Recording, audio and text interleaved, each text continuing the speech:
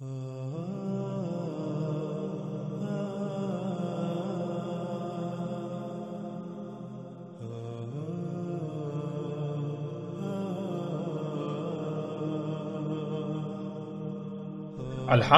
ہم مختلف پہلوں سے دجال پر کھل کر بات کر چکے۔ دجال کو کھول کر رکھ دیا، اب کسی کے لیے بھی اس حقیقت کا انکار ممکن نہیں رہا، خواہ وہ کچھ بھی کر لے۔ یہ حقیقت نہیں بدل سکتی کہ دجال انسان کے اپنے ہی ہاتھوں سے خلق کی ہوئی طرح طرح کی غیر معمولی ایجادات ہیں جنہیں وہ اپنے لیے مسیحا سمجھتا ہے، یعنی ان ایجادات کو اپنے لیے فائدہ مند، سہولتیں، آسائشیں اور آسانیاں وغیرہ سمجھتا ہے، انہیں ترقی سمجھتا ہے، لیکن حقیقت یہ نہیں ہے، بلکہ حقیقت اس کے بالکل برعکس ہے، جسے گزشتہ اقساط میں مختلف پہلوں سے واضح کر دیا گیا کہ یہ مسیحا نہیں بلکہ دجل ہے، یہ دجل عظیم ہے، یہ فساد عظیم ہے، جس کی وجہ سے آج دنیا پر طرح طرح کی تباہیاں مسلط ہو چکی ہیں، جن سے آج کوئی ایک بھی مخلوق محفوظ نہیں رہی اور محفوظ نہیں ہے، اور اسی کی وجہ سے یہی زمین ان قریب وہ جہنم بن جائے گی جس کا وعدہ انسانوں سے کیا گیا۔ ناظرین، اتنا کچھ کھلنے کے باوجود ہم مزید ایسے پہلو پر بھی بات کریں گے کہ جو لوگ اپنی جہالت کی بنا پر اب تک اپنی ضد پر قائم ہیں کہ یہ دجال نہیں، حالانکہ ان کے پاس ایک بھی دلیل نہیں ہے سوائے ضد، حسد، بغض اور دشمنی کے، لیکن ان لوگوں کی جہالت کو مد نظر رکھتے ہوئے، یا پھر وہ لوگ جو ابھی تک علماء نامی جہلاء امام الدجال طبقے کے دجل کا شکار ہیں، ان کے لیے اس جہالت یا اس طبقے کے دجل سے نکلنے میں آسانی ہو جائے، مزید ایسے پہلوں پر بات کریں گے۔ اس کے باوجود بھی اگر کوئی تسلیم نہیں کرتا تو ایسے لوگوں کے لیے اتمام حجت ہو جائے گی، کل روز محشر ان کے پاس کوئی بہانہ نہیں ہوگا۔ ناظرین، رسول اللہ صلی اللہ علیہ وآلہ وسلم نے کہا تھا کہ دجال اس وقت تک نہیں نکلے گا جب تک کہ قسطنطینیہ فتح نہیں ہو جاتا، جیسا کہ آپ سکرین پر روایت کو دیکھ سکتے ہیں۔ رسول اللہ صلی اللہ علیہ وآلہ وسلم نے کہا، نہیں نکلے گا دجال یہاں تک کہ فتح ہو جائے قسطنطینیہ۔ ناظرین، اس روایت کے علاوہ بھی کئی کتب روایات جنہیں کتب احادیث کہا جاتا ہے، ان میں ایسی روایات موجود ہیں جن میں رسول اللہ صلی اللہ علیہ وآلہ وسلم کے یہی الفاظ موجود ہیں۔ پھر اس کے علاوہ بھی رسول اللہ صلی اللہ علیہ وآلہ وسلم نے کہا تھا کہ تم ہند پر چڑھائی کرو گے، اسے فتح کرو گے، اور ہند اس وقت تک تمہارے قبضے میں رہے گا جب تک کہ دجال نہیں نکل آتا، یعنی جب دجال نکل آئے گا تو اس کے بعد ہند تمہارے قبضے سے نکل جائے گا۔ جیسے ہی ہم آگے بڑھیں گے تو اس روایت پر باقاعدہ تفصیل سے بات ہوگی۔ ناظرین، ہم ان دونوں موضوعات پر بات کریں گے تاکہ حق مزید کھل کر واضح ہو جائے۔ اب سوالات یہ پیدا ہوتے ہیں کہ قسطنطینیہ کیا ہے، اور کیا قسطنطینیہ فتح ہو چکا یا پھر قسطنطینیہ نے فتح ہونا ہے؟ اگر تو قسطنطینیہ فتح ہو چکا تو پھر بلا شک و شبہ دجال کا خروج ممکن ہو چکا، اور اگر قسطنطینیہ فتح نہیں ہوا تو پھر دجال کے خروج کا تو سوال ہی پیدا نہیں ہوتا۔ پھر ناظرین، ہند کیا ہے؟ کیا ہند موجودہ بھارت یعنی انڈیا کو کہتے ہیں؟ کیا غزوہ ہند ہو چکا یا پھر مستقبل میں ہونا ہے؟ اگر غزوہ ہند ہو چکا تو کیا ہند فتح کے بعد قبضے میں رہا اور کب تک رہا؟ اور پھر کیا ہند قبضے سے نکل چکا؟ ان تمام سوالات سمیت باقی جتنے بھی ان موضوعات سے متعلق سوالات ہیں، ان سب کے جوابات ہم تفصیل کے ساتھ جانیں گے۔ ان تمام سوالات کے جوابات جاننے کے لیے پہلے ہم بات کرتے ہیں ہند کے موضوع پر۔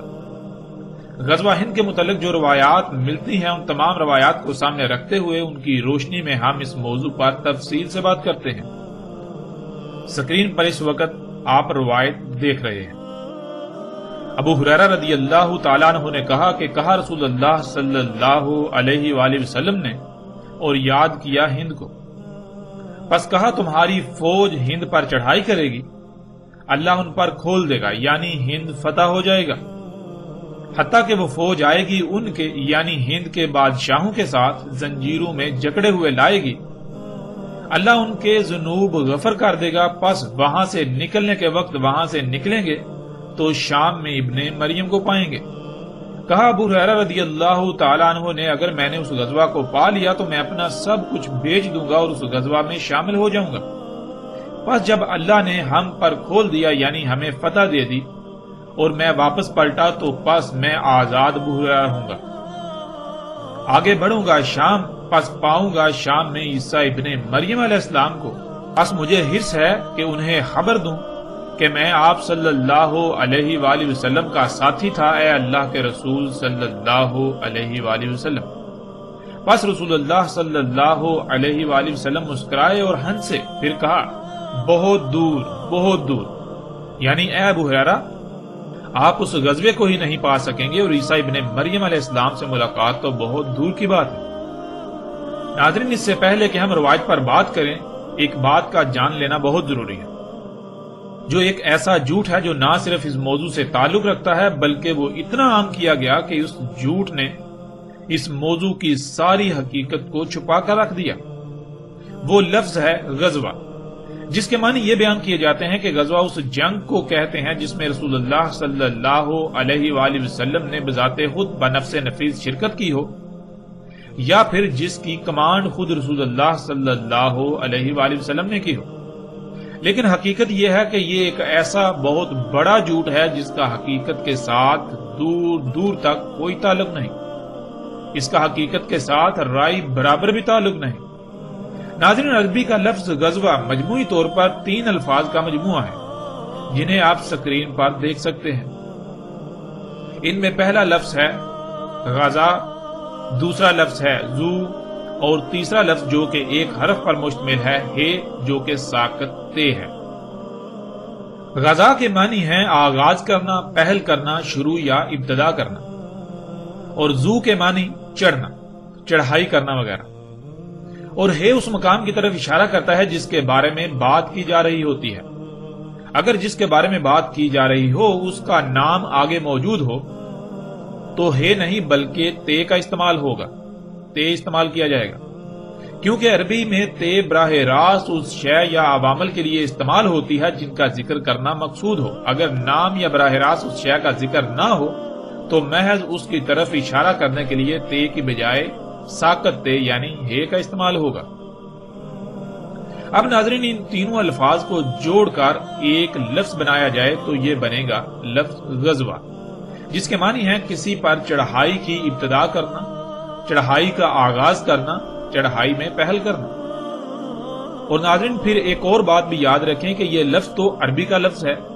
جو محمد رسول اللہ صلی اللہ علیہ وآلہ وسلم کی بعثت سے قبل بھی استعمال ہوتا تھا، نہ کہ یہ لفظ محمد رسول اللہ صلی اللہ علیہ وآلہ وسلم کی بعثت کے بعد وجود میں آیا۔ جب یہ لفظ عربی کا ہے اور محمد علیہ السلام کی بعثت سے قبل بھی استعمال ہوتا تھا تو پھر ان لوگوں سے سوال ہے جو یہ کہتے ہیں اور اسے اپنا عقیدہ بنا چکے ہیں کہ غزوہ اسے کہتے ہیں جس میں رسول اللہ صلی اللہ علیہ وآلہ وسلم نے خود شرکت کی ہو یا جس جنگ کی کمانڈ خود رسول اللہ صلی اللہ علیہ وآلہ وسلم نے کی ہو۔ اگر یہی معنی ہے تو رسول اللہ صلی اللہ علیہ وآلہ وسلم کی بعثت سے قبل جب یہ لفظ استعمال ہوتا تھا تو وہاں اس کے معنی کیا لیے جائیں گے؟ تب تو رسول اللہ صلی اللہ علیہ وآلہ وسلم کی نہ بعثت ہوئی تھی اور نہ ہی ان کی پیدائش۔ ان کی پیدائش سے صدیاں قبل بھی یہ لفظ نہ صرف اپنا وجود رکھتا تھا بلکہ استعمال ہوتا رہا۔ ناظرین، آگے بڑھنے سے پہلے لفظ غزوہ کے معنی کو ذہن میں رکھنا بہت ضروری ہے۔ اگر اس سے اعراض کیا جائے گا، اس سے منہ موڑا جائے گا تو آپ حق کو سمجھنے کے بجائے الٹا اپنے پہلے سے اخذ کیے ہوئے نظریات سے باہر نہیں نکل سکیں گے اور حق کی پہچان بالکل ناممکن ہو جائے گی۔ اب آتے ہیں اس روایت کی طرف۔ ناظرین، اس روایت کی بنیاد پر آج آپ کو یہ بات اکثر سننے کو ملے گی جو کہ آج ایک عقیدے و نظریے کی حیثیت اختیار کر چکی ہے کہ جو گروہ یا فوج غزوہ ہند کرے گی یعنی ہند پر چڑھائی کرے گی، وہی گروہ لوگ یا فوج یہاں سے فتوحات کرتے ہوئے شام جائیں گے، اور جب شام پہنچیں گے، وہ گروہ شام پہنچے گا تو وہاں عیسیٰ ابن مریم علیہ السلام کو پائیں گے۔ عیسیٰ ابن مریم علیہ السلام چونکہ آخر الزمان میں قرب قیام الساعت آئیں گے، اس لیے غزوہ ہند بھی ابھی مستقبل میں ہونا ہے۔ ناظرین، یہ ایک بہت ہی خطرناک عقیدہ ہے جس کی نہ تو کوئی بنیاد ہے اور نہ ہی اس میں ایک رائے برابر بھی حقیقت ہے۔ اس کے باوجود غزوہ ہند کے نام پر آج تک نہ صرف دھوکہ دیا جاتا رہا بلکہ آج بھی دھوکہ دیا جا رہا ہے۔ بلا شک و شبہ اس روایت میں ایسا تاثر ملتا ہے کہ جو لوگ غزوہ ہند کریں گے وہی شام میں عیسیٰ ابن مریم علیہ السلام کو پائیں گے، یعنی یہ ایک ہی گروہ ہے، لیکن حقیقت کیا ہے؟ جیسے ہی ہم آگے بڑھیں گے تو حقیقت کھل کر سامنے آ جائے گی۔ وہ ایک نہیں بلکہ الگ الگ دو گروہ ہیں۔ اب ناظرین، سب سے پہلی بات یہ ہے کہ غزوہ ہند کرنے والے کون ہوں گے؟ کیا کوئی تنظیم ہوگی، کوئی جماعت یا گروہ ہوگا، کچھ لوگوں کا غزوہ ہند کے نام پر گروہ وغیرہ ہوگا، یا پھر کوئی فوج ہوگی؟ تو اس سوال کا جواب صراحت کے ساتھ اسی روایت میں موجود ہے کہ وہ ایک جیش ہوگی، جیسا کہ سکرین پر آپ ان الفاظ کو دیکھ سکتے ہیں۔ اور جیش عربی میں کہتے ہیں ریاستی فوج کو، یعنی ریاست کی فوج کو، مثلا جیسے ریاست پاکستان کی فوج، ریاست سعودی عرب کی فوج، ریاست ایران کی فوج، یا دنیا میں جتنے بھی ممالک یعنی ریاستوں کی افواج ہیں، ریاستی فوج کو عربی میں جیش کہتے ہیں۔ روایت میں رسول اللہ صلی اللہ علیہ وآلہ وسلم کے الفاظ صراحت کے ساتھ موجود ہیں کہ غزوہ ہند کرنے والے لوگ ریاست کی فوج ہوگی، ریاستی فوج۔ ناظرین، اس حقیقت سے ان تمام لوگوں کی حقیقت آشکار ہو جاتی ہے جو کسی بھی ریاست کی فوج نہیں بلکہ مختلف گروہ، تنظیمیں یا جماعتیں وغیرہ ہیں، کہ اگر وہ غزوہ ہند کو اپنی طرف منسوب کرتے ہیں یا وہ غزوہ ہند کے نام پر لوگوں کو اپنی طرف مائل کر رہے ہیں تو وہ نہ صرف اپنے دعوے، اپنی بات میں اعلیٰ درجے کے جھوٹے ہیں بلکہ وہ غزوہ ہند کے نام پر اپنے ذاتی مفاد یا عزائم کی تکمیل کے لیے معصوم ذہنوں سے کھلواڑ کرتے ہیں اور کر رہے ہیں، اور ان معصوم ذہنوں کو اپنے باطل عزائم کے لیے گمراہ کرتے ہوئے استعمال کرتے ہیں۔ اب ناظرین، سوال یہ پیدا ہوتا ہے کہ وہ کس ریاست کی فوج ہوگی؟ آج یہ بات آپ کو کثرت کے ساتھ سننے کو ملے گی کہ غزوہ ہند ریاست پاکستان کی فوج لڑے گی۔ تو ناظرین، اس میں کتنی حقیقت ہے اسے بھی ہم محمد رسول اللہ صلی اللہ علیہ وآلہ وسلم کے اپنے ہی الفاظ سے جان لیتے ہیں کہ محمد علیہ السلام نے کس ریاست کی فوج کا ذکر کیا تھا۔ اس وقت سکرین پر آپ کو روایت نظر آ رہی ہے۔ رسول اللہ صلی اللہ علیہ وآلہ وسلم نے کہا، بیت المقدس میں بادشاہ ہوگا، بھیجے گا ایک فوج ہند کی طرف، پس وہ اسے فتح کر لیں گے، پس روندیں گے ہند کی زمین کو اور پائیں گے اس کے خزانے، پس وہ بادشاہ ان خزانوں کو بیت المقدس کی زیبائش پر استعمال کرے گا، اور اس فوج کے آگے ہوں گے ہند کے بادشاہ بیڑیوں میں جکڑے ہوئے، اور وہ فتح کر لیں گے جو درمیان ہے مشرق و مغرب کے، اور رہیں گے ہند میں دجال کے خروج تک، یعنی ہند کو فتح کرنے کے بعد دجال کے خروج تک ہند ان کے قبضے میں رہے گا، لیکن جب دجال نکل آئے گا تب ہند ان کے قبضے سے نکل جائے گا۔ ناظرین، اس روایت میں رسول اللہ صلی اللہ علیہ وآلہ وسلم نے اس سوال کا جواب بھی بہت ہی صراحت کے ساتھ دے دیا جس کا انکار دنیا کی کوئی طاقت نہیں کر سکتی۔ رسول اللہ صلی اللہ علیہ وآلہ وسلم نے کہا کہ بیت المقدس میں بادشاہ ہوگا جو ہند کی طرف فوج بھیجے گا ہند پر چڑھائی کے لیے، اور بیت المقدس شام میں واقع ہے۔ ناظرین، شام میں کوئی بادشاہ ہوگا جو ہند کی طرف یعنی ہند پر چڑھائی کے لیے فوج بھیجے گا۔ اس سے کئی باتیں کھل کر سامنے آ جاتی ہیں، ان میں ایک یہ کہ ناظرین، اگر ریاست پاکستان کی فوج غزوہ ہند کرے گی تو کیا پاکستان شام میں واقع ہے؟ کیا بیت المقدس شام کی بجائے پاکستان میں ہے؟ پھر کیا پاکستان میں بادشاہت قائم ہے؟ کیونکہ جس ریاست کی فوج نے غزوہ ہند کرنا تھا اس ریاست کے بارے میں تو روایت میں صراحت کے ساتھ رسول اللہ صلی اللہ علیہ وآلہ وسلم کے الفاظ موجود ہیں کہ اس ریاست میں بادشاہت قائم ہوگی۔ اور پھر ایسا نہیں کہ رسول اللہ صلی اللہ علیہ وآلہ وسلم کسی ایک خاص گروہ کو مخاطب کر کے بات کر رہے ہیں، بلکہ وہ اپنے اصحاب کے سامنے اپنی امت کو مخاطب کرتے ہوئے بات کر رہے ہیں کہ امت مسلمہ کی ریاست اس وقت بادشاہت میں بدل چکی ہوگی اور ریاست اسلام کا بادشاہ ہند پر چڑھائی کے لیے فوج بھیجے گا۔ یعنی ایسا بالکل نہیں ہے کہ اسلام کے نام پر کئی ریاستیں وجود میں آ چکی ہوں گی، یعنی کئی ممالک وجود میں آ چکے ہوں گے جن میں جمہوریت نامی نظام قائم ہوگا یا کچھ میں بادشاہت وغیرہ قائم ہوگی اور ان میں سے کسی ریاست کا سربراہ ہند پر چڑھائی کے لیے فوج بھیجے گا، ایسا قطعاً نہیں کہا۔ بلکہ رسول اللہ صلی اللہ علیہ وآلہ وسلم نے اپنے امتیوں کے سامنے پوری امت کو مخاطب کرتے ہوئے کہا تھا کہ بیت المقدس میں بادشاہ ہوگا، یعنی تمہاری ریاست جو اس وقت نبوی ہے، ایک وقت آئے گا جب یہ نبوی طرز کی بجائے بادشاہت میں بدل جائے گی، اور اس وقت اس کا دارالخلافہ شام ہوگا، اور بیت المقدس شام میں ریاست اسلامیہ کا بادشاہ فوج کو ہند پر چڑھائی کے لیے بھیجے گا۔ ناظرین، اب حقیقت آپ کے سامنے ہے۔ پھر یہاں ایک اور سوال ان لوگوں سے بھی ہے جو یہ عقیدہ و نظریہ رکھتے ہیں کہ ہند کو فتح کرنے والا گروہ فتوحات کرتے ہوئے شام پہنچے گا تو وہاں عیسیٰ ابن مریم علیہ السلام کو پائے گا۔ اگر ایسا ہے تو پھر وہ گروہ شام کو کس سے فتح کرے گا؟ کیا اسی بادشاہ سے؟ روایت میں تو صراحت کے ساتھ یہ مذکور ہے، رسول اللہ صلی اللہ علیہ وآلہ وسلم کے یہ الفاظ موجود ہیں کہ شام سے فوج آئے گی ہند پر چڑھائی کرنے کے لیے، یعنی شام پہلے ہی قبضے میں ہوگا، نہ صرف قبضے میں ہوگا بلکہ وہ ریاست کا دارالخلافہ ہوگا، وہ اسلامی ریاست کا دارالخلافہ ہوگا۔ ایسا نہیں ہوگا کہ ہند سے شام کی طرف فوج جائے گی، اس لیے ایسے لوگوں کو بھی اپنی اصلاح کرنے کی ضرورت ہے جو ایسے عقائد و نظریات کے ساتھ جی رہے ہیں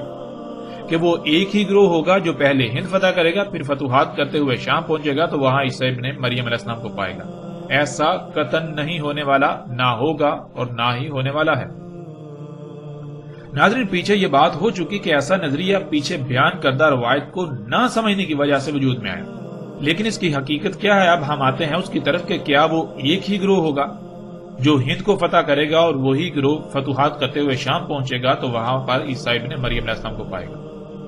کیونکہ اگر ایک ہی گروہ ہوگا تو بلا شک و شبہ غزوہ ہند مستقبل میں ہوگا، کیونکہ جب ایک ہی گروہ ہوگا، اسی گروہ کی عیسیٰ ابن مریم علیہ السلام سے ملاقات ہوگی تو پھر ظاہر ہے عیسیٰ ابن مریم علیہ السلام تو مستقبل میں قرب قیام الساعۃ آنا ہے، اس لیے پھر غزوہ ہند بھی مستقبل میں ہی ہوگا۔ ناظرین، حقیقت یہ ہے کہ وہ ایک گروہ نہیں بلکہ دو الگ الگ گروہ ہوں گے، اور ایسا کیوں سمجھ لیا گیا کہ وہ ایک ہی گروہ ہوگا؟ اس کی حقیقت پر بھی بات کرتے ہیں، جیسا کہ آپ سکرین پر روایت کو دیکھ سکتے ہیں۔ ابو ہریرہ رضی اللہ تعالیٰ عنہ نے کہا کہ کہا رسول اللہ صلی اللہ علیہ وآلہ وسلم نے اور یاد کیا ہند کو، پس کہا تمہاری فوج ہند پر چڑھائی کرے گی، اللہ ان پر کھول دے گا، یعنی ہند فتح ہو جائے گا، حتیٰ کہ وہ فوج آئے گی ان کے یعنی ہند کے بادشاہوں کے ساتھ، زنجیروں میں جکڑے ہوئے لائے گی انہیں، اللہ ان کے ذنوب غفر کر دے گا، پس وہاں سے نکلنے کے وقت وہاں سے نکلیں گے تو شام میں ابن مریم کو پائیں گے۔ کہا ابو ہریرہ رضی اللہ تعالیٰ عنہ نے اگر میں نے اس غزوہ کو پا لیا تو میں اپنا سب کچھ بیچ دوں گا اور اس غزوہ میں شامل ہو جاؤں گا، پس جب اللہ نے ہم پر کھول دیا یعنی ہمیں فتح دے دی اور میں واپس پلٹا تو پس میں آزاد ابو ہریرہ ہوں گا، آگے بڑھوں گا شام، پس پاؤں گا شام میں عیسیٰ ابن مریم علیہ السلام کو، پس مجھے حس ہے کہ انہیں خبر دوں کہ میں آپ صلی اللہ علیہ وآلہ وسلم کا ساتھی تھا، اے اللہ کے رسول صلی اللہ علیہ وآلہ وسلم، یعنی اے عیسیٰ ابن مریم علیہ السلام۔ پس رسول اللہ صلی اللہ علیہ وآلہ وسلم مسکرائے اور ہنسے، پھر کہا بہت دور بہت دور، یعنی اے ابو ہریرہ آپ اس غزوے کو نہیں پا سکیں گے اور عیسیٰ ابن مریم علیہ السلام سے ملاقات تو بہت دور کی بات ہے۔ ناظرین، اب اس روایت سے بظاہر ایسا لگتا ہے کہ وہ ایک ہی گروہ ہوگا، اسی وجہ سے ابو ہریرہ رضی اللہ تعالیٰ عنہ بھی اس غلط فہمی کا شکار ہو گئے تھے۔ اسی غلط فہمی کا شکار ہوتے ہوئے انہوں نے بھی یہی سمجھا کہ وہ ایک ہی گروہ ہوگا جو ہند پر چڑھائی کرے گا اور وہی گروہ شام میں عیسیٰ ابن مریم کو پائے گا۔ لیکن جب ابو ہریرہ رضی اللہ تعالیٰ عنہ نے اپنی خواہش کا اظہار کیا رسول اللہ صلی اللہ علیہ وآلہ وسلم کے سامنے تو رسول اللہ صلی اللہ علیہ وآلہ وسلم نے کیا جواب دیا، اس سے حقیقت بالکل کھل کر واضح ہو جاتی ہے۔ ابو ہریرہ رضی اللہ تعالیٰ عنہ کے الفاظ کو دیکھیے اور پھر رسول اللہ صلی اللہ علیہ وآلہ وسلم کے جواب۔ کہا ابو ہریرہ رضی اللہ تعالیٰ عنہ نے اگر میں نے اس غزوہ کو پا لیا تو میں اپنا سب کچھ بیچ دوں گا اور اس غزوہ میں شامل ہو جاؤں گا، پس جب اللہ نے ہم پر کھول دیا یعنی ہمیں فتح دے دی اور میں واپس پلٹا تو پس میں آزاد ابو ہریرہ ہوں گا، آگے بڑھوں گا شام، پس پاؤں گا شام میں عیسیٰ ابن مریم علیہ السلام کو، پس مجھے حرص ہے کہ انہیں خبر دوں کہ میں آپ یعنی محمد علیہ السلام کا ساتھی تھا، اے اللہ کے رسول عیسیٰ ابن مریم علیہ السلام۔ پس رسول اللہ صلی اللہ علیہ وآلہ وسلم مسکرائے اور کہا بہت دور بہت دور، یعنی جب رسول اللہ صلی اللہ علیہ وآلہ وسلم نے ہند کو یاد کرتے ہوئے غزوہ ہند یعنی ہند پر چڑھائی کرنے کا ذکر کیا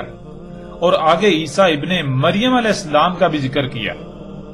تو ابو ہریرہ رضی اللہ تعالیٰ عنہ غلط فہمی کا شکار ہو گئے اور وہ یہ سمجھ بیٹھے کہ ایک ہی گروہ ہوگا جو ہند پر چڑھائی کرے گا اور وہی گروہ جب شام پہنچے گا تو وہاں عیسیٰ ابن مریم علیہ السلام کو پالے گا۔ اور پھر جب ابو ہریرہ رضی اللہ تعالی عنہ نے رسول اللہ صلی اللہ علیہ وآلہ وسلم کے سامنے اپنی اس خواہش کا اظہار کیا کہ ان کی خواہش ہے کہ وہ اس غزوہ کو پالیں، اس میں اگر وہ بچ جائیں زندہ بچ جائیں اور پھر جب شام پہنچے تو وہاں وہ عیسیٰ علیہ السلام سے ملاقات کریں، ان کو پالیں۔ تو رسول اللہ صلی اللہ علیہ وآلہ وسلم کو اس بات کا علم ہو گیا، یہ علم ہو گیا کہ ابو ہریرہ رضی اللہ تعالی عنہ غلط فہمی کا شکار ہو گئے ہیں اور وہ یہ سمجھ رہے ہیں کہ وہ ایک ہی گروہ ہوگا۔ تو اس وقت رسول اللہ صلی اللہ علیہ وآلہ وسلم نے ان کی یہ غلط فہمی دور کرنے کے لیے اپنی اس بات کی مزید وضاحت کر دی کہ وہ ایک نہیں بلکہ دو مختلف گروہ ہوں گے اور وہ ایک ہی وقت نہیں بلکہ مختلف اوقات میں وہ گروہ ہوں گے، جیسا کہ آپ سکرین پر روایت کو دیکھ رہے ہیں۔ رسول اللہ صلی اللہ علیہ وآلہ وسلم نے کہا میری امت سے دو گروہوں کو اللہ نے آگ سے آزاد کر دیا، ایک جسے آگ سے آزاد کیا وہ ہند پر چڑھائی کرے گا اور دوسرا گروہ وہ جو ہوگا عیسیٰ ابن مریم علیہ السلام کے ساتھ۔ ناظرین، جب ابو ہریرہ رضی اللہ تعالی عنہ پر یہ بات واضح ہو گئی کہ وہ ایک نہیں دو الگ الگ گروہ ہوں گے تو اس کے بعد ابو ہریرہ رضی اللہ تعالیٰ عنہ کے ایسے الفاظ نہیں ملتے کہ جس سے یہ بات ثابت ہو کہ اس کے بعد بھی ابو ہریرہ رضی اللہ تعالیٰ عنہ نے اپنی اسی خواہش کا ذکر کیا ہو، اسی خواہش کا اظہار کیا ہو۔ ابو ہریرہ رضی اللہ تعالیٰ عنہ نے صرف رسول اللہ صلی اللہ علیہ وآلہ وسلم کے سامنے اس وقت اپنی اس خواہش کا اظہار کیا جب رسول اللہ صلی اللہ علیہ وآلہ وسلم نے ہند کا ذکر کرتے ہوئے ہند کو یاد کرتے ہوئے غزوہ ہند کا ذکر کیا اور ابن مریم سے شام میں ملاقات والی بات کی، اور رسول اللہ صلی اللہ علیہ وآلہ وسلم کو اسی وقت ادراک ہو گیا کہ ابو ہریرہ رضی اللہ تعالیٰ عنہ یہ سمجھ رہے ہیں کہ وہ ایک ہی گروہ ہوگا جو غزوہ ہند میں شریک ہوگا اور اس کے بعد شام میں ابن مریم سے ملے گا۔ اسی وجہ سے رسول اللہ صلی اللہ علیہ وآلہ وسلم نے اس کی وضاحت کر دی کہ وہ ایک گروہ نہیں بلکہ وہ دو الگ الگ گروہ ہوں گے، جیسا کہ پیچھے بیان کردہ روایت میں آپ دیکھ چکے ہیں۔ اور اس کے بعد ابو ہریرہ رضی اللہ تعالیٰ عنہ کے جو بھی الفاظ ملتے ہیں ان میں یہی ملتا ہے کہ ابو ہریرہ رضی اللہ تعالیٰ عنہ نے اس کے بعد کبھی بھی ابن مریم علیہ السلام سے ملاقات کی خواہش کا اظہار نہیں کیا بلکہ وہ صرف غزوہ ہند میں شمولیت کی خواہش کا شدت سے اظہار کیا کرتے تھے، جس سے یہ بھی ثابت ہو جاتا ہے کہ ابو ہریرہ رضی اللہ تعالیٰ عنہ کو یقین تھا اور علم تھا کہ غزوہ ہند اتنا قریب ہے کہ ہو سکتا ہے وہ اتنی زندگی پا لیں کہ اس میں شریک ہو سکیں۔ اور جب غور کریں تو یہ بات ثابت بھی ہو جاتی ہے کہ ابو ہریرہ رضی اللہ تعالیٰ عنہ اپنی خواہش کا جو اظہار کرتے تھے وہ حقیقت میں اسی لیے کرتے تھے کہ غزوہ ہند بہت قریب تھا اور ان کو لگتا تھا کہ ہو سکتا ہے وہ تب تک حیات ہوں اور اسے پا لیں۔ جیسا کہ ابو ہریرہ رضی اللہ تعالیٰ عنہ کی وفات 77 سال کی عمر میں سن 57 ہجری میں ہوئی اور غزوہ ہند ابو ہریرہ رضی اللہ تعالیٰ عنہ کی وفات کے صرف 33 سال بعد 90 ہجری میں ہوا، یعنی اگر ابو ہریرہ رضی اللہ تعالیٰ عنہ مزید 33 سال زندہ رہتے تو وہ غزوہ ہند کو پا لیتے۔ یہی وہ وجہ تھی جس وجہ سے ابو ہریرہ رضی اللہ تعالیٰ عنہ اپنی اس خواہش کا اظہار کیا کرتے تھے، کیونکہ انہیں اس بات کا علم تھا کہ غزوہ ہند قریب ترین ہونے والے واقعات میں سے ایک ہے۔ ناظرین، اب سوال یہ پیدا ہوتا ہے کہ ابو ہریرہ رضی اللہ تعالیٰ عنہ کو کیسے اس بات کا علم تھا کہ غزوہ ہند قریب ترین ہونے والے واقعات میں سے ایک ہے، کہ ہو سکتا ہے کہ وہ اسے پا لیں؟ تو اس کا جواب بھی بالکل واضح ہے۔ جیسا کہ سکرین پر آپ روایت کو دیکھ رہے ہیں۔ ابو ہریرہ رضی اللہ تعالی عنہ نے کہا ہم سے وعدہ لیا یا وعدہ کیا رسول اللہ صلی اللہ علیہ وآلہ وسلم نے غزوہ ہند یعنی ہند پر چڑھائی کرنے کا، بس اگر میں نے اسے پا لیا خرچ کروں گا اس میں اپنی جان اور اپنے مال کو، بس اگر قتل ہو گیا تو ہوں گا افضل الشہداء سے، اور اگر واپس پلٹا میں ہوں گا آزاد کر دیا گیا ابو ہریرہ یعنی جہنم کی آگ سے آزاد کر دیا گیا۔ ناظرین، اس روایت میں بالکل صراحت کے ساتھ واضح ہے کہ ابو ہریرہ رضی اللہ تعالیٰ عنہ یہ کہہ رہے ہیں کہ رسول اللہ صلی اللہ علیہ وآلہ وسلم نے ان سے ہند پر چڑھائی کرنے کا وعدہ لیا۔ مطلب یہ کہ رسول اللہ صلی اللہ علیہ وآلہ وسلم اپنے اصحاب کو یہ بتا رہے ہیں کہ ہند پر چڑھائی تمہاری زندگیوں میں ہی ہوگی، تو اس وقت تک تم میں سے جو زندہ رہے تو وہ وعدہ کرے کہ ہند پر چڑھائی کرنے والوں میں شامل ہوگا، شمولیت اختیار کرے گا۔ پھر کئی روایات ایسی ہیں جن میں رسول اللہ صلی اللہ علیہ وآلہ وسلم کے واضح ترین الفاظ موجود ہیں کہ رسول اللہ صلی اللہ علیہ وآلہ وسلم نے کہا تھا کہ آج جو آنکھ کھلی ہے وہ 100 سال تک بند ہو جائے گی۔ یعنی بہت سی روایات میں یہ بات صراحت کے ساتھ ملتی ہے کہ رسول اللہ صلی اللہ علیہ وآلہ وسلم نے کہا تھا کہ میرے اصحاب 100 سال تک زندہ رہیں گے، 100 سال بعد میرے اصحاب میں سے کوئی زندہ نہیں رہے گا، جس سے یہ بات بالکل کھل کر واضح ہو جاتی ہے کہ غزوہ ہند رسول اللہ صلی اللہ علیہ وآلہ وسلم کے بعد 100 سال کے اندر اندر ہونا تھا، اور جب غزوہ ہند 100 سال کے اندر اندر ہونا تھا تو اس وقت رسول اللہ صلی اللہ علیہ وآلہ وسلم کے کئی اصحاب کا زندہ ہونا اور اس میں شرکت کرنا بھی لازم تھا۔ ناظرین، یہ وہ وجہ تھی جس وجہ سے ابو ہریرہ رضی اللہ تعالیٰ عنہ نے غلط فہمی دور ہونے کے بعد کبھی بھی عیسیٰ ابن مریم علیہ السلام سے ملاقات کی خواہش کا اظہار نہیں کیا، بلکہ الٹا اس کے برعکس غزوہ ہند میں شمولیت کا شدت سے اظہار کیا کرتے تھے، اس لیے کہ انہیں اس بات کا یقین تھا کہ غزوہ ہند 100 سال کے اندر اندر ہونا ہے، ہو سکتا ہے وہ اتنی عمر پا لیں، اگر اتنی عمر پا لیں تو وہ اس میں ہر صورت شامل ہوں گے اور اپنا مال اپنی جان سب کچھ وہ اس میں خرچ کر دیں گے۔ ناظرین، اب اگر دیکھا جائے تو رسول اللہ صلی اللہ علیہ وآلہ وسلم نے ایک نہیں کئی مواقع پر یہ بات کہی کہ میرے اصحاب 100 سال تک زندہ رہیں گے، تو کیا ابو ہریرہ رضی اللہ تعالیٰ عنہ کو اس بات کا علم نہیں تھا کہ وہ پیچھے جو عمر پا چکے اس کے علاوہ وہ اگر زندہ رہتے ہیں تو زیادہ سے زیادہ 100 سال؟ جب انہیں اس بات کا علم تھا اور پھر غزوہ ہند اگر آخر الزمان میں جا کر ہونا تھا، قرب قیام الساعۃ کے قریب ہونا تھا، تو پھر وہ کیسے اپنی اس خواہش کا اظہار کر سکتے ہیں؟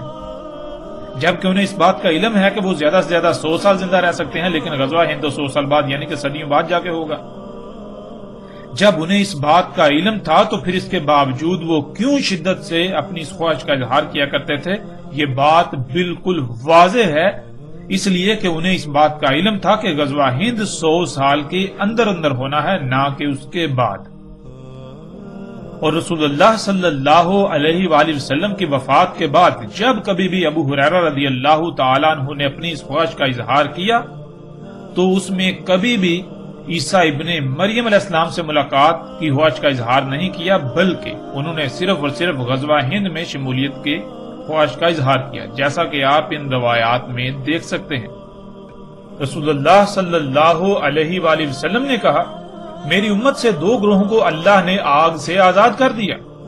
ایک جسے آگ سے آزاد کیا وہ ہند پر چڑھائی کرے گا، اور دوسرا گروہ وہ جو ہوگا عیسیٰ ابن مریم علیہ السلام کے ساتھ۔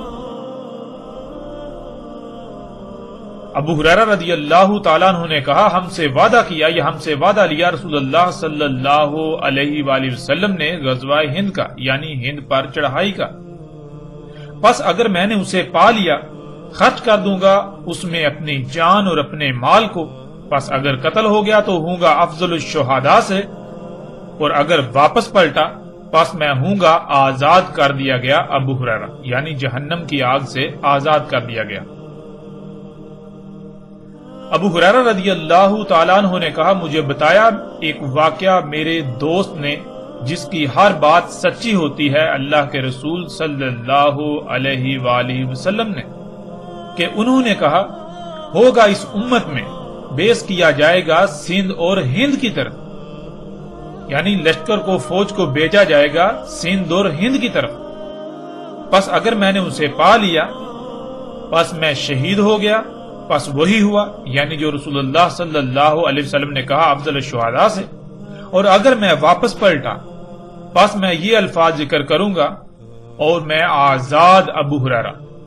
تحقیق مجھے آزاد کر دیا گیا آگ سے، یعنی جہنم کی آگ سے۔ ناظرین اب فیصلہ آپ خود کر سکتے ہیں کہ آیا وہ ایک ہی گروہ ہوگا یا پھر وہ دو الگ الگ گروہ ہوں گے۔ یہ فیصلہ آپ کے اختیار میں، حقیقت ہر لحاظ سے آپ پر کھل کر واضح ہو چکی، یہ بات کھل کر ہر لحاظ سے واضح ہو چکی کہ وہ ایک نہیں بلکہ دو الگ الگ گروہ ہوں گے اور دو مختلف اوقات میں۔ ان میں سے ایک ریاست کی فوج ہوگی اور دوسرا وہ گروہ ہوگا، وہ لوگ ہوں گے جو عیسیٰ ابن مریم علیہ السلام کو پہچان کر ان کا ساتھ دیں گے، ان کے ساتھی ہوں گے۔ جب اس بات کی وضاحت ہو گئی تو ابو ہریرہ رضی اللہ تعالیٰ عنہ پر بھی یہ حقیقت واضح ہو گئی۔ اسی وجہ سے اس کے بعد ابو ہریرہ رضی اللہ تعالیٰ عنہ نے عیسیٰ علیہ السلام سے ملاقات کی خواہش کا اظہار نہیں کیا، بلکہ وہ صرف غزوہ ہند میں شرکت کی خواہش کا شدت سے اظہار کیا کرتے تھے، جیسا کہ آپ ان روایات میں دیکھ چکے ہیں، جس سے یہ بات بالکل صراحت کے ساتھ واضح ہو جاتی ہے کہ غزوہ ہند بہت ہی قریب ہونے والے مارکوں میں سے ایک تھا، یعنی ابو ہریرہ رضی اللہ تعالیٰ عنہ کو یہ یقین تھا کہ غزوہ ہند 100 سال کے اندر اندر ہونا ہے۔ اگر وہ اس وقت تک زندہ رہے، انہوں نے اس غزوے کو پا لیا تو وہ اس میں شرکت کریں گے، اپنا سارا مال اس میں خرچ کر دیں گے، اپنی جان تک اس میں خرچ کر دیں گے، لیکن وہ اسے نہ پا سکے کیونکہ وہ اس سے پہلے ہی وفات پا گئے۔ اب ناظرین جیسے رسول اللہ صلی اللہ علیہ وآلہ وسلم نے کہا تھا بالکل ویسا ہی ہوا۔ رسول اللہ صلی اللہ علیہ وآلہ وسلم نے کہا تھا کہ خلافت علی منہاج النبوہ یعنی نبوت کی طرز پر خلافت رہے گی، یعنی جو نائبیت ہے وہ رہے گی 30 سال۔ مطلب یہ کہ جو ریاست میں قائم کر کے جا رہا ہوں یہ ہے نبوی ریاست، اور میرے بعد یہ ریاست نبوی طرز پر رہے گی 30 سال، اس کے بعد خلافت بادشاہت میں بدل جائے گی، یعنی جیسا نظام ریاست رسول اللہ صلی اللہ علیہ وآلہ وسلم وضع کر کے گئے تھے ویسا صرف 30 سال تک چلے گا، اس کے بعد اس کے برعکس بادشاہت قائم ہو جائے گی۔ خلافت علی منہاج النبوہ میں ریاست کے سربراہ کے لیے مشاورت کا حکم ہے کہ خلیفہ مومنوں کی مشاورت سے آنا چاہیے، یعنی جو ریاست کا سربراہ ہے وہ مومنوں کی مشاورت سے آنا چاہیے، اور اس کے برعکس بادشاہت کہتے ہیں نسل در نسل اقتدار کے منتقل ہونے کو، اور بالکل یہی ہوا۔ 30 سال تک خلافت علی منہاج النبوہ رہی اور اس کے بعد معاویہ بن سفیان نے اس سے بادشاہت میں بدل دیا۔ یوں خلافت بنو امیہ کے خاندان میں بادشاہت کی صورت اختیار کر گئی۔ معاویہ بن سفیان نے اپنی آخری ایام میں اپنے بیٹے یزید بن معاویہ کو اقتدار منتقل کر دیا، یزید بن معاویہ کے بعد اس کے بیٹے، اور اسی طرح یہ بادشاہت چلتی رہی۔ اسی دوران نہ صرف ریاست اسلامیہ کا دارالخلافہ شام تھا بلکہ ایک ایسا بادشاہ آیا جس کا نام عبد الملک بن مروان تھا۔ شام میں موجود بادشاہ عبد الملک بن مروان نے ریاستی فوج کو سندھ اور ہند پر چڑھائی کے لیے بھیجا، اور حیران کن طور پر اس وقت سندھ اور ہند میں بھی بادشاہتیں قائم تھیں۔ اس فوج نے نہ صرف سندھ اور ہند کو فتح کیا بلکہ اس کے بادشاہوں کو، اس کے امراء کو بیڑیوں میں جکڑ کر شام میں موجود بادشاہ کے سامنے پیش کیا، یعنی بالکل ویسا ہی ہوا، وہی ہوا جس کا ذکر محمد رسول اللہ صلی اللہ علیہ وآلہ وسلم نے کیا تھا، اور پھر کئی صدیاں تک ہند انہی کے قبضے میں رہا یہاں تک کہ دجال کا خروج نہیں ہو گیا۔ ناظرین آپ یہ جان کر چونک جائیں گے کہ جسے آج آپ صنعتی انقلاب کا نام دیتے ہیں، جسے صنعتی انقلاب کا نام دیا جاتا ہے، صنعتی انقلاب جو کہ دجال ہے، ہم پیچھے ہر لحاظ سے، ہر پہلو سے واضح کر چکے گزشتہ ایک ساتھ میں۔ اس کی ابتدا برطانیہ سے ہوئی۔ دجال کے خروج کے بعد برطانیہ ہی وہ واحد ملک تھا جس نے ہند کو مسلمانوں سے ان کے ہند پر کئی صدیوں کے قبضے کے بعد چھین لیا، یوں ہند مسلمانوں کے قبضے سے نکل گیا۔ اب ناظرین، جب رسول اللہ صلی اللہ علیہ وآلہ وسلم نے بالکل صراحت کے ساتھ یہ کہا تھا کہ ہند اس وقت تک تمہارے قبضے میں رہے گا جب تک کہ دجال نہیں نکل آتا، جب دجال نکل آئے گا تو ہند تمہارے قبضے سے نکل جائے گا، تو پھر یہ کیسے ہو سکتا ہے کہ ہند کو قبضے سے نکلے ہوئے بھی صدی سے زائد کا عرصہ گزر چکا، یہاں تک کہ اب تو ہند کا وجود تک بھی مٹ چکا اور دجال ابھی تک نکلا ہی نہیں؟ یہ کیسے ہو سکتا ہے؟ کیا نعوذ باللہ محمد اللہ کے رسول جھوٹے تھے؟ کیا انہوں نے جھوٹ کہا تھا؟ کیا انہوں نے جھوٹ کہا تھا کہ ان کی بات پوری نہ ہوئی؟ کیونکہ جب ہند کو قبضے سے نکلے ہوئے بھی ایک صدی سے زائد کا عرصہ گزر چکا تو پھر دجال کیوں نہ نکلا؟ رسول اللہ صلی اللہ علیہ وآلہ وسلم کے الفاظ کے مطابق تو دجال ہند کے قبضے سے نکلنے سے پہلے نکلنا تھا، دجال کا خروج ہند قبضے سے نکلنے سے پہلے ہونا تھا۔ ہند قبضے سے نکلے صدی سے زائد عرصہ گزر چکا، لیکن سب کے سب خود کو مومن و مسلم کہلوانے والے آج بھی دجال کے انتظار میں ہیں۔ آخر ایسا کیوں؟ پھر ناظرین، یہاں قادیانی لوگوں کو بھی غور و فکر کی ضرورت ہے کہ عیسیٰ ابن مریم علیہ السلام نے دجال کے خاتمے کے وقت آنا تھا، نہ کہ دجال کے اوائل میں، یعنی عیسیٰ ابن مریم علیہ السلام کی موجودگی میں دجال کا خاتمہ ہونا تھا، نہ کہ عیسیٰ ابن مریم علیہ السلام کے گزر جانے کے بعد بھی دجال دنیا میں دندناتا پھرتا۔ عیسیٰ ابن مریم علیہ السلام کے بعد صرف 7 کا قیام ہونا تھا، یعنی دنیا میں ایک عظیم زلزلے سے تمام انسانوں کا خاتمہ، یا پھر عیسیٰ ابن مریم علیہ السلام چونکہ اللہ کے رسول ہوں گے، اور قرآن میں اللہ سبحانہ تعالیٰ بالکل واضح کہتے ہیں کہ اللہ سبحانہ تعالیٰ اس وقت تک کسی قوم کو عذاب نہیں دیتا،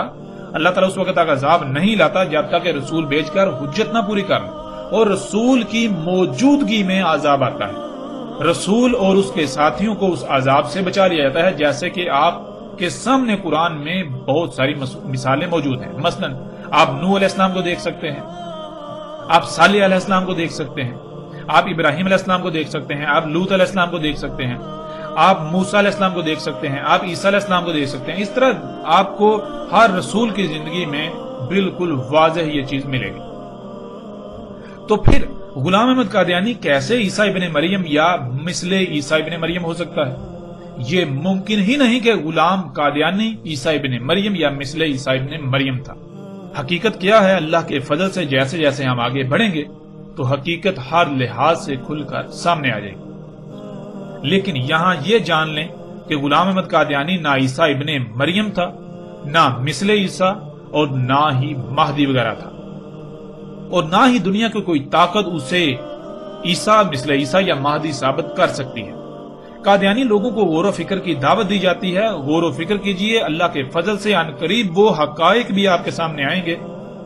کہ کوئی قادیانی بھی اس بات کا انکار نہیں کر سکے گا۔ اور ناظرین، پھر تاریخ گواہ ہے جتنے بھی رسول آئے ان کی زندگی میں انہیں تکذیب و تضلیل کا نشانہ بنایا گیا، اور انہی کی زندگی میں انہیں اللہ نے سچا ثابت کر دکھایا۔ جیسے اللہ نے ہر شے سے اسی کا جوڑا خلق کیا، جس طرح انسانوں کے نزدیک زمین پر یوم کا جوڑا لیل اور نہار خلق کیا گیا۔ یوم کی ابتدا لیل یعنی اندھیرے سے ہوتی ہے، پھر بالآخر اندھیرے کو روشنی کے سامنے پسپا ہونا پڑتا ہے۔ بالکل اسی طرح ہر رسول کی زندگی میں بھی 2 مرحلے آئے۔ پہلا مرحلہ جو صرف خالص دعوت پر مبنی تھا، جس میں ہر رسول کو جن کی طرف اسے بھیجا گیا یا انہیں بھیجا گیا ان کی طرف سے تکذیب و تضلیل کا سامنا کرنا پڑا، لیکن دوسرے مرحلے میں دشمنوں کو بھی یا تو انہیں تسلیم کرنا پڑا، یا پھر اللہ نے اپنے عذاب کا فیصلہ سنا کر رسول اور اس کے ساتھیوں کو اس عذاب سے بچا کر رسول کی صداقت کی گواہی دے دی، اور پھر مجبوراً سب کو رسول کو تسلیم کرنا پڑا،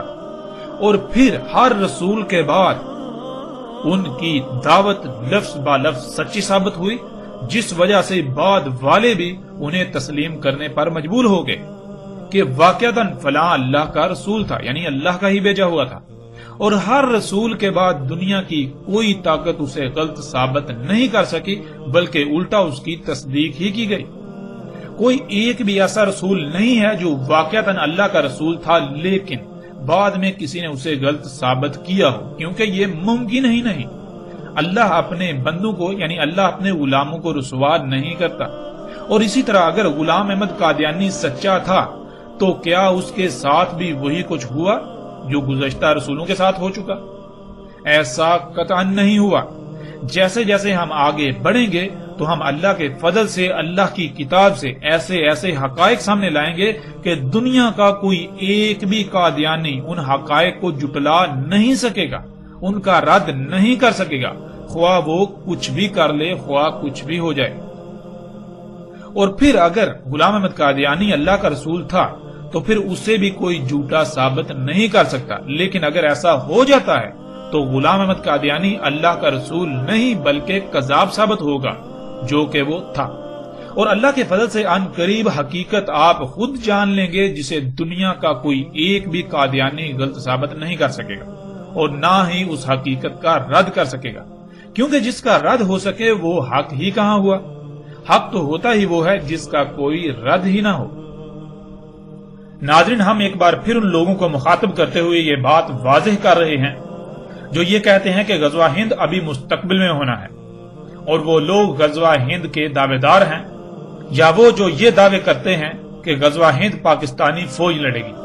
یہ نہ صرف بہت بڑا جھوٹ ہے بلکہ یہ ایک ایسا دھوکہ ہے جو کہ دجل عظیم ہے، کیونکہ آپ اس روایت میں دیکھ سکتے ہیں جب ابو ہریرہ رضی اللہ تعالیٰ عنہ نے غزوہ ہند کا ذکر کیا تو کیا کہا؟ ابو ہریرہ رضی اللہ تعالیٰ عنہ نے کہا، مجھے بتایا ایک واقعہ میرے دوست نے جس کی ہر بات سچی ہوتی ہے اللہ کے رسول صلی اللہ علیہ وآلہ وسلم نے۔ انہوں نے کہا، ہوگا اس امت میں، یعنی غزوہ ہند اس امت میں ہوگا، بیس کیا جائے گا سندھ اور ہند کی طرف، یعنی سندھ اور ہند کی طرف لشکر بھیجا جائے گا، فوج بھیجی جائے گی۔ پس اگر میں نے پا لیا اسے، پس میں شہید ہو گیا، پس وہی ہوا، یعنی جو رسول اللہ صلی اللہ علیہ وآلہ وسلم نے کہا تھا کہ میں افضل الشہداء میں سے ہوں گا۔ اور اگر میں واپس پلٹا پس میں یہ الفاظ ذکر کروں گا، اور میں آزاد ابو ہریرہ، تحقیق مجھے آزاد کر دیا گیا آگ سے۔ ناظرین، پہلی بات تو یہ کہ غزوہ ہند ریاستی فوج نے کرنا تھا، اور جب غزوہ ہند ہونا تھا تو اس وقت ایک ہی اسلامی ریاست نے ہونا تھا۔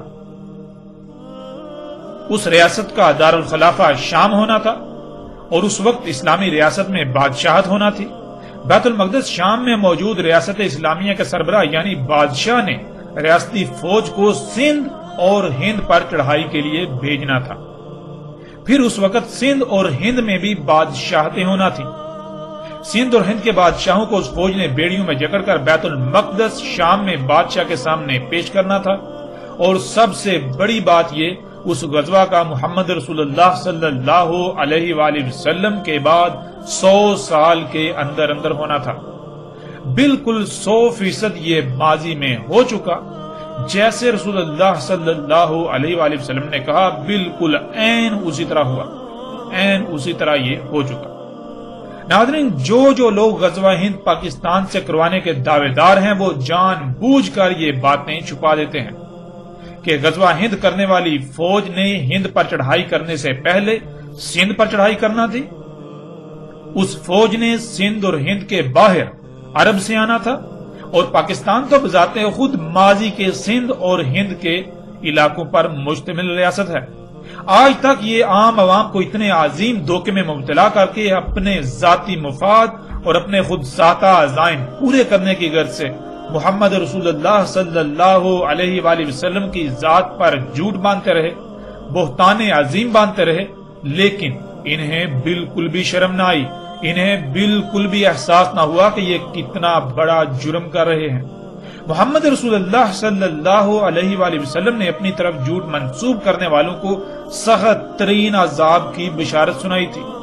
لیکن ان لوگوں کو اس کی پرواہ کیوں کر ہوگی؟ کیونکہ ان کی حقیقت تو آپ پر پہلے ہی گزشتہ ایک ساتھ میں بالکل واضح ہو چکی، کھل چکی کہ یہ لوگ امام الدجال ہیں، وہ لوگ جنہوں نے آج تک دجال پر پردہ ڈالے رکھا۔ یہ لوگ دجال کے لیے ڈھال بنے رہے اور دجال کو انسانوں کے لیے مسیحا بنا کر پیش کرتے رہے۔ اور پھر ناظرین، ان تمام کے تمام لوگوں کو بھی سوچنا چاہیے اس سے پہلے کہ دیر ہو جائے، وقت ہاتھ سے نکل جائے، جو غزوہ ہند کے نام پر مختلف دھوکہ بازوں کے چنگل میں پھنسے ہوئے ہیں، جو ان کے دجل کا شکار ہو کر ان کے مذموم مقاصد کو پروان چڑھانے میں اعلیٰ کار بن رہے ہیں، جان لو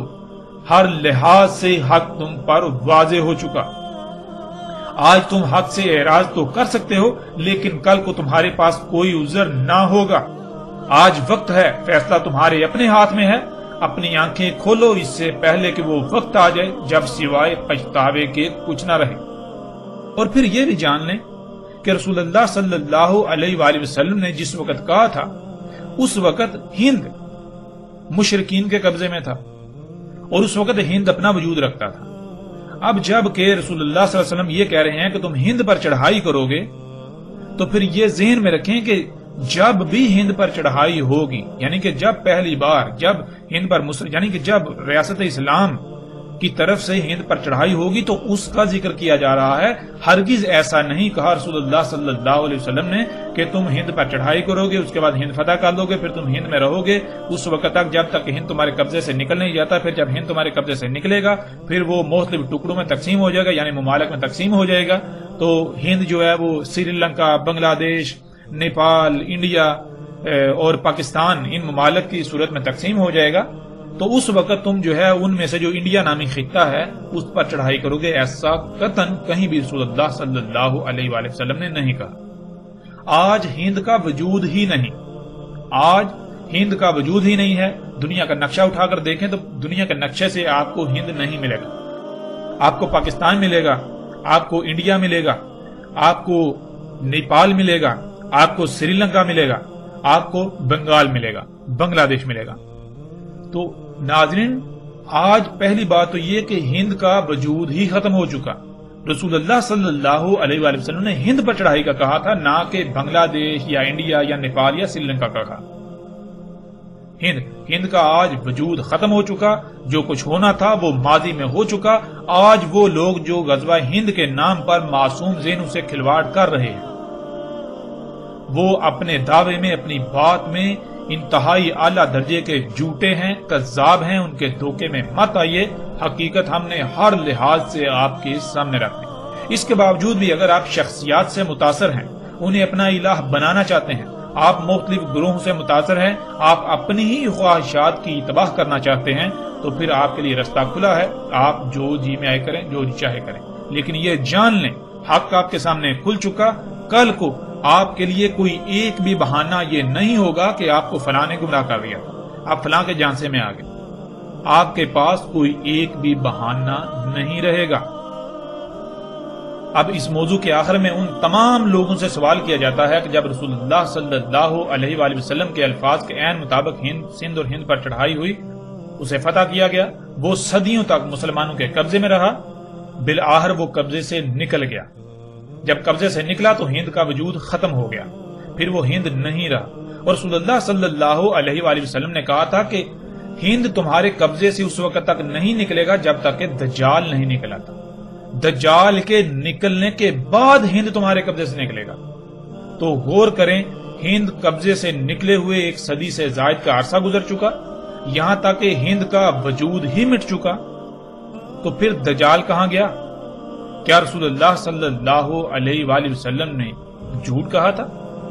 قطعاً نہیں، قطعاً نہیں، قطعاً نہیں۔ رسول اللہ صلی اللہ علیہ وآلہ وسلم نے ایک ایک بات سچ کہی تھی، اور الحمدللہ اللہ کے فضل سے ہم نے اللہ کے رسول محمد علیہ السلام کی ایک ایک بات کی تصدیق کر دی اور ایک ایک بات کی تصدیق کر رہے ہیں۔ دجال کا خروج تو کب کا ہو چکا؟